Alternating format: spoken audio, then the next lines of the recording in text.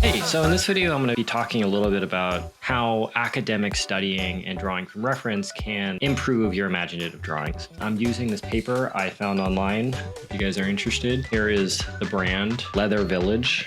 It is extremely cool so far. It feels like rustic, old-timey leather. Whenever I draw, I am using the information in my head that I've gotten from years and years of academic study to the kind of stuff that I'm putting down on paper.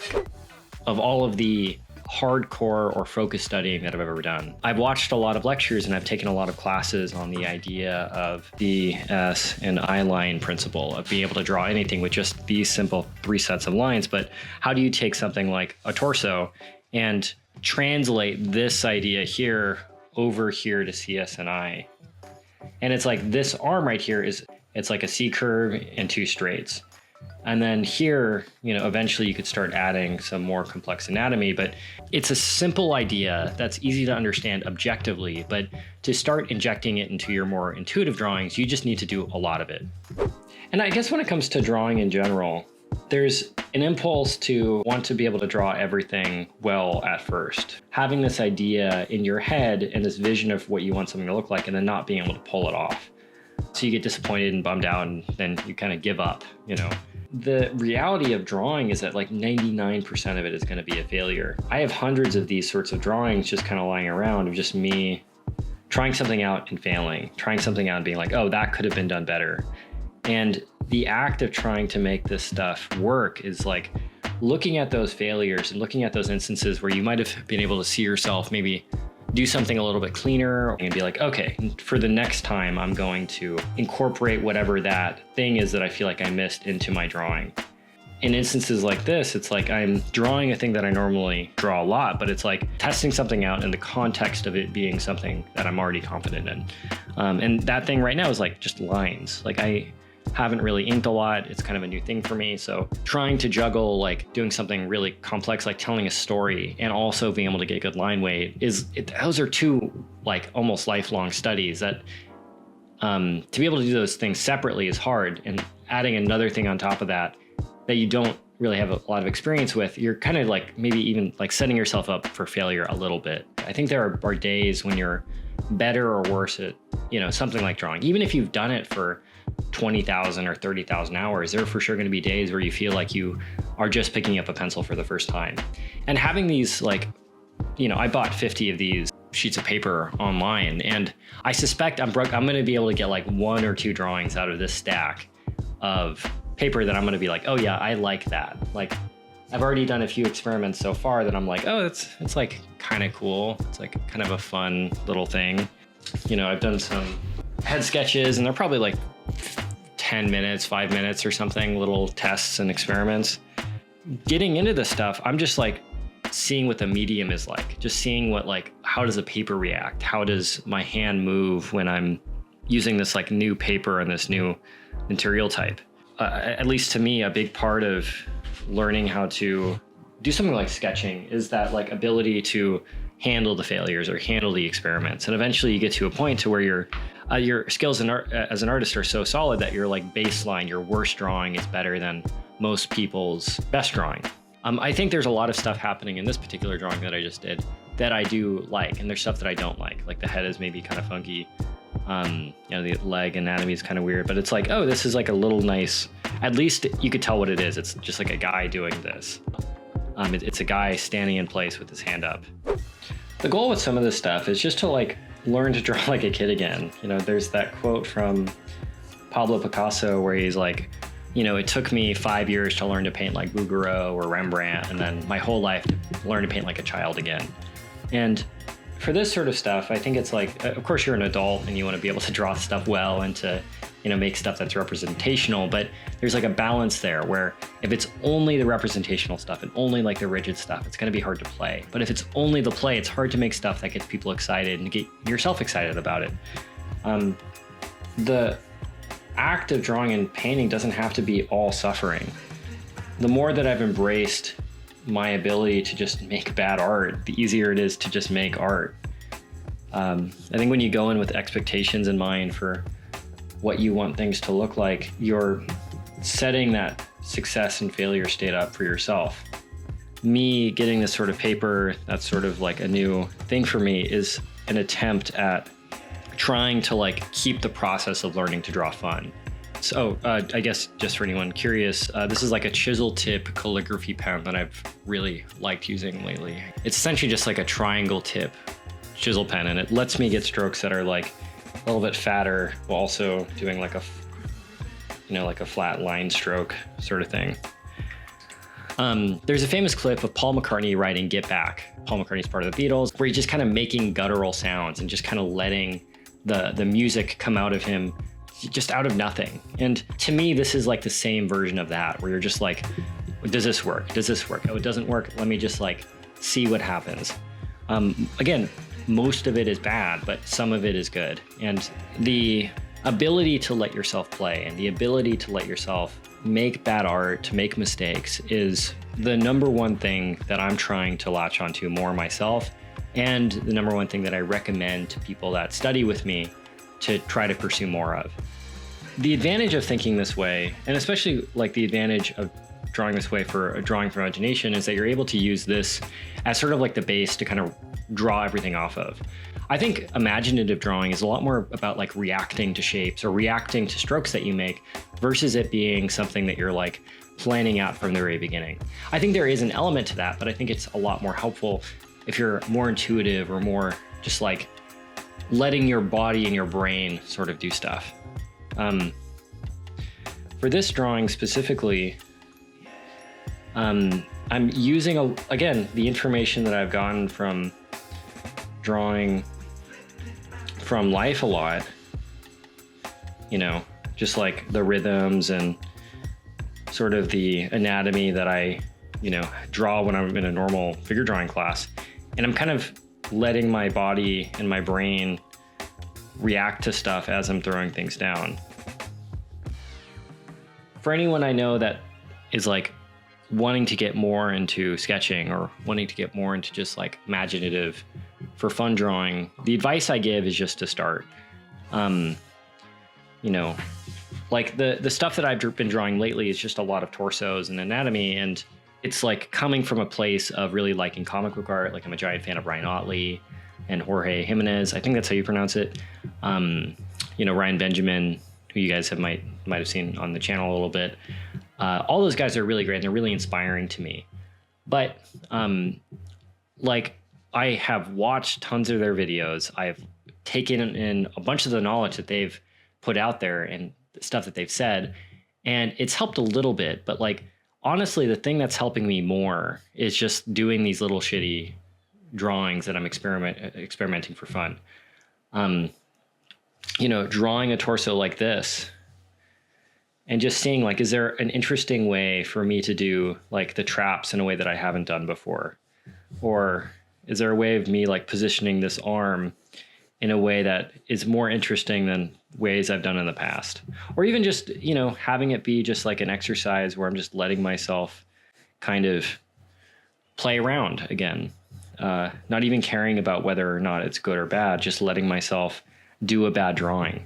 These sketches that I do are sort of like one-off, letting my hand do whatever it wants. You have this thing that you draw over and over again. And for me, it's like a torso in different poses and different angles. And it's sort of like my thing that I draw when I'm just like letting myself do whatever. The reason I think it's like important to have that thing is it's like an opportunity for you to draw something more representational while also kind of having the chance to experiment and play around with like different line weights and strokes and all that kind of stuff. And then in the safety of doing something that you already know how to draw well. When it comes to doing this stuff well from imagination, so much of it is just mileage. Creativity, and especially, creative drawing, so much of it is like intuitive and so much of it is confidence based. And I really don't think you're able to build that confidence without first having like a clear understanding or feeling of like what it means to draw something well, or what it means to draw something that like you like. And I guess, again, going back to that CS&I thing, or just the fundamentals of drawing, you can start really easily, building something. Doesn't matter what it is, just by building simple shapes. Like in this case, this is just a cylinder and like just two shapes relating to each other. And the drawing is relatively messy. Again, I have stacks and stacks of paper in my closet and just in different archives of me just doing these little sorts of experiments. Over time, you start to be able to develop more of a style or more confidence being able to draw this stuff, but your ability to do that depends on your intuition.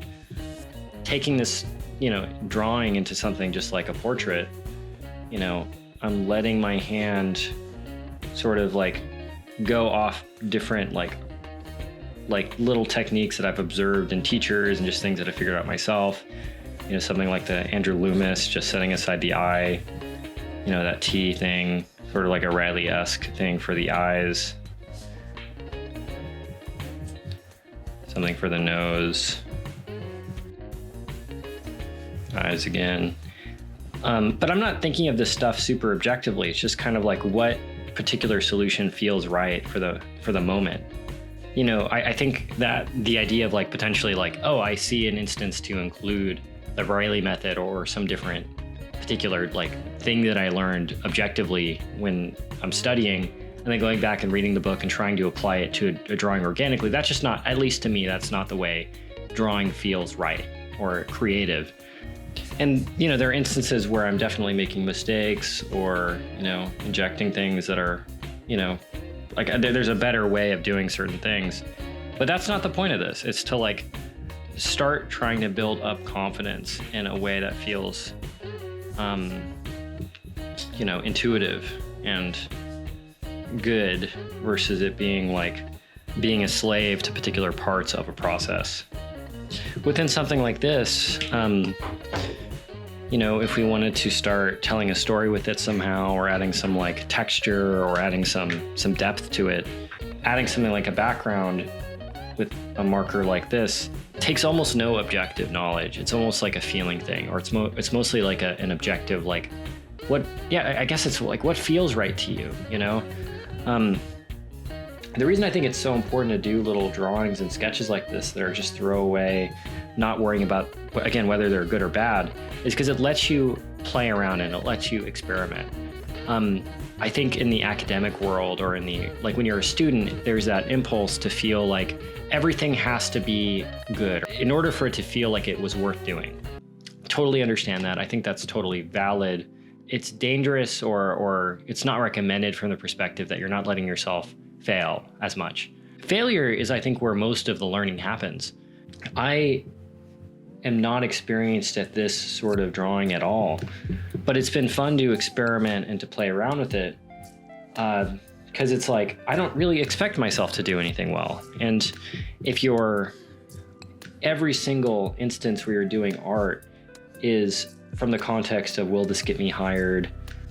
Is this going to like, further my artistic goals in some way? I think it's really easy to get burnt out on drawing in general. All of this stuff, it's just like, does this feel fun? Does this feel good? And if not, then it's like, I just won't do that again. Like this little stroke I made here to kind of be like the forehead shadow doesn't feel good to me, but it's like, it doesn't matter because the sketch is just a little throwaway thing. Even like stopping here is just like, oh, okay, I like where this is going. I like how there's this like background where it's like defining the head and separating the lights and shadows in a way that's like, there's a clear silhouette for the head, but then it's like, this feels like it's in shadow, even though it's in light, because there's this sort of like defining core shadow here. There's definitely, again, a more efficient way of doing this, but again, that's not necessarily the point. To me, the drawing already feels like a little bit of a success because the scope wasn't crazy.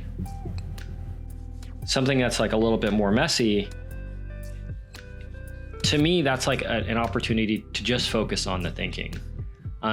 When I draw this way, where it's like, trying to think of like long strokes and how they relate to each other, I think that there, are only so many avenues that you could walk down from like the more exploratory reactive method of drawing. Whereas with this, it's like I have multiple lines here and I can kind of pick and choose what I'm kind of going for as I'm you know, going back in with ink. Like, I feel like this deltoid is kind of weird.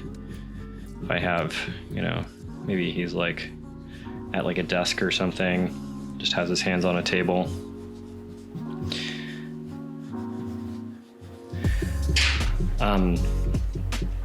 And then going through with something, let's see. I'm gonna do, this might be a total failure, so bear with me, but I'm gonna use this giant marker, again, experimental, to just see if I can make something that looks